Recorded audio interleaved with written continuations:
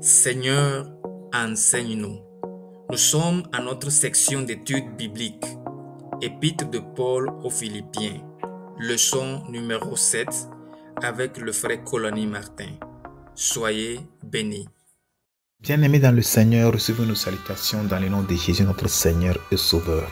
Nous poursuivons notre étude du livre des Philippiens. Aujourd'hui, nous sommes à la 7e étude. Prions.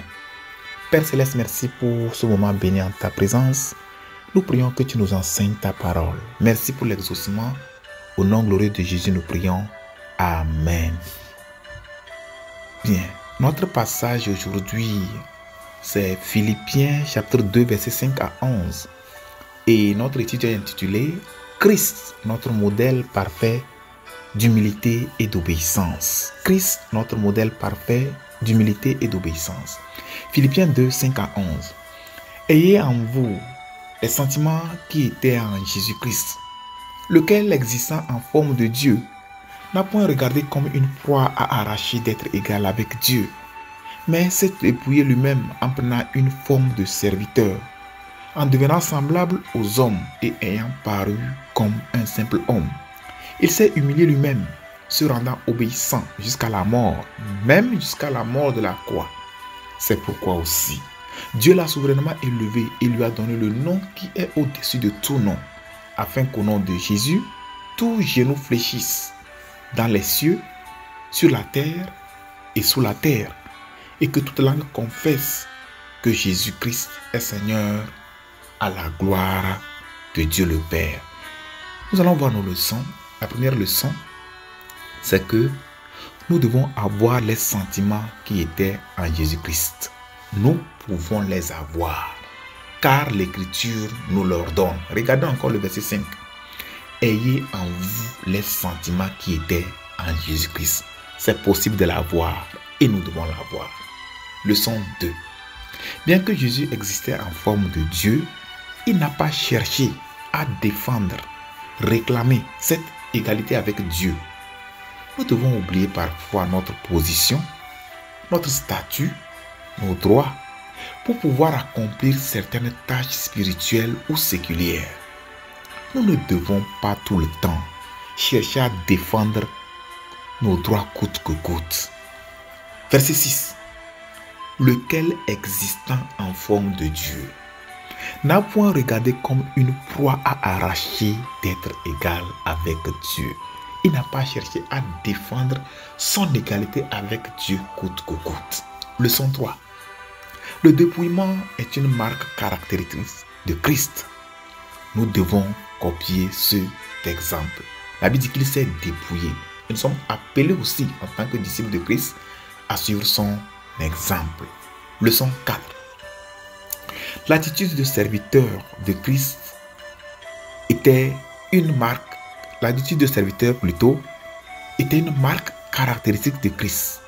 Et nous devons copier son exemple. Et on peut voir son exemple dans Jean chapitre 13. Voyez, il a servi ses disciples. Et ailleurs encore, il a encore servi. Donc, en tant qu'enfant de Dieu, nous devons avoir cette position, cette attitude de serviteur. Que le Seigneur nous bénisse. Leçon 5. La simplicité était une marque caractéristique de Christ.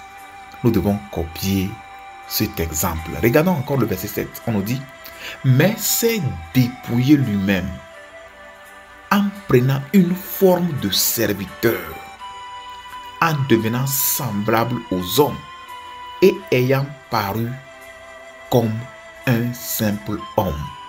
Jésus s'est dépouillé. Il a pris la place de serviteur.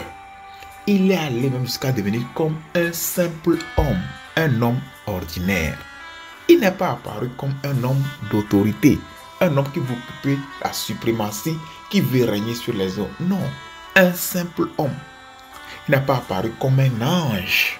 Non, un simple homme. Il n'a pas apparu comme une personnalité importante qui s'impose. Une personnalité qui veut occuper les premières places. Un simple homme. Il apparaît comme un simple homme. Et nous devons copier cette simplicité de Christ. La Bible nous dit dans Isaïe 53, versets 1 à 2, parlant toujours de la simplicité de notre Seigneur Jésus-Christ. Qui a cru à ce qui nous était annoncé? Qui a reconnu le bras de l'Éternel? Il s'est élevé devant lui comme une faible plante. Ça, c'est Jésus. Comme une faible plante, comme un rejeton qui sort d'une terre desséchée. Il n'avait ni beauté, ni éclat pour attirer nos regards. Et son aspect n'avait rien pour nous plaire. Il a paru comme un simple homme. Que le Seigneur nous aide à suivre cet exemple de Christ. Leçon 6. Une vertu fondamentale de Christ est l'humilité.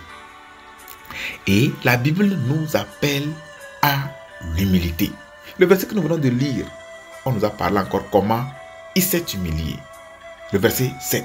Donc, la Bible nous appelle aussi en tant que disciples de Jésus à suivre son exemple. 1 Pierre 5, 5 et 6. De même, vous qui êtes jeunes, soyez soumis aux anciens. Maintenant, et tous, tout le monde, et tous, jeunes comme anciens, et tous, tout le monde, riches comme pauvres, et tous, dans vos rapports mutuels, revêtez-vous d'humilité, car Dieu résiste aux orgueilleux, mais il fait grâce aux humbles. On dit que dans tous nos rapports, nous, tout le monde, dans la maison de Dieu, dans nos rapports, de nous revêtir d'humilité. C'est-à-dire, c'est comme un habit qu'on prend, on se revêt. Revêtez-vous d'humilité. Pourquoi? Car Dieu, pas un homme, Dieu résiste. Qui peut tenir devant la résistance de Dieu? Qui peut confronter Dieu? Il dit ici, car Dieu résiste aux orgueilleux, mais il fait grâce aux humbles. Verset 6. Humiliez-vous donc sous la puissante main de Dieu, afin qu'il vous élève au temps convenable.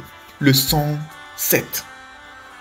L'humilité nous pousse à l'obéissance. Voyez, quand on est humble, ça conduit à l'obéissance.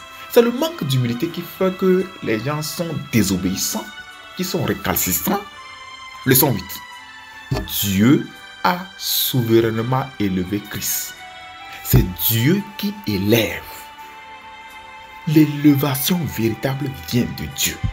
Verset 9. Verset 9, 10 et 11. Il est écrit. C'est pourquoi Dieu l'a souverainement élevé. Il lui a donné le nom qui est au-dessus de tout nom. Afin qu'au nom de Jésus, tout genou fléchisse dans les cieux, sur la terre et sous la terre. Et que toute langue confesse que Jésus-Christ est Seigneur, à la gloire de Dieu le Père. Ça nous amène à la leçon 9. Dieu a donné à Christ un nom au-dessus de tout nom. Nous venons de le lire. La Bible nous dit au verset 10, afin qu'au nom de Jésus, tout genou fléchisse dans les cieux, sur la terre et sous la terre. C'est le nom suprême. Acte 4, 12 nous dit, il n'y a de salut en aucun autre, car il n'y a sous le ciel aucun autre nom qui ait été donné parmi les hommes par lequel nous devions être sauvés. Le nom de Jésus, c'est le nom suprême. C'est le nom qui a la toute-puissance. C'est le nom, l'unique nom qui peut sauver les gens. À part le nom de Jésus, nul ne peut sauver. Ce n'est pas le nom d'un saint. Ce n'est pas le nom d'un prophète. Ce n'est même pas le nom d'un ange. La Bible nous dit, il n'y a de salut en aucun autre, car il n'y a sous le ciel aucun autre nom qui a été donné parmi les hommes par lequel nous devions être sauvés. Leçon 10. Dieu a ordonné à que tous les hommes, c'est Dieu qui a ordonné ça, que tous les hommes, tout le monde fléchisse genoux au nom de Jésus. Verset 10 encore. Afin qu'au nom de Jésus, tout genou fléchisse dans les cieux, sur la terre et sous la terre. Leçon 11. Le nom de Jésus est assez puissant que toutes les créatures, aussi bien terrestres, sous la terre et dans les cieux, doivent se soumettre sans condition. Alléluia. Regardez encore la puissance de ce nom. Hébreux 1, verset 4 à 6. Devenu d'autant plus supérieur aux anges qu'il a hérité d'un nom. On parle de Jésus. Qu'il a hérité d'un nom plus excellent. C'est un nom excellent que le leur. Le nom de Jésus est plus excellent que le nom des anges. Plus excellent que le leur. Car auquel des anges Dieu a-t-il jamais dit? Est-ce que Dieu a une fois dit ça à un ange? Car auquel des anges Dieu a-t-il jamais dit? Tu es mon fils, je t'ai engendré aujourd'hui. Et encore, je serai pour toi un père et il sera pour moi un fils. Et lorsqu'il introduit de nouveau dans le monde le premier-né, quand Jésus a été introduit dans le monde, quand il est né, quand il a pris la chair, la Bible nous dit au verset 6, et lorsqu'il introduit de nouveau dans le monde le premier-né, il dit que tous les anges de Dieu l'adorent. Jésus a un nom suprême, tout le monde doit se soumettre à ce nom. Prions. Demandons au Seigneur de vous donner l'humilité de Christ. Demandons au Seigneur de nous donner la simplicité de Christ. Demandons au Seigneur de nous donner la soumission aussi et l'obéissance de Christ. Demandons au Seigneur de nous donner aussi l'attitude de serviteur de Christ. Enfin, demandons au Seigneur que la Seigneurie de Christ soit reconnue par tous dans le monde entier. Prions. Père Céleste, nous te remercions pour la révélation de ta parole. Merci pour le nom de Jésus, le nom qui surpasse tout, le nom qui est au-dessus de tout nom, le nom qui assujettit tout, le nom qui a toute puissance.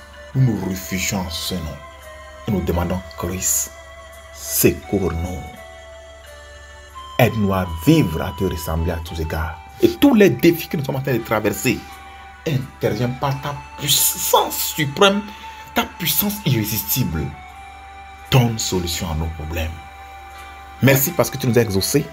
Au nom glorieux de Jésus, nous avons prié. Amen. Que Dieu vous bénisse et à la prochaine. Veuillez souscrire, liker et partager cet enseignement avec les autres. Et que le Seigneur vous bénisse pour votre obéissance.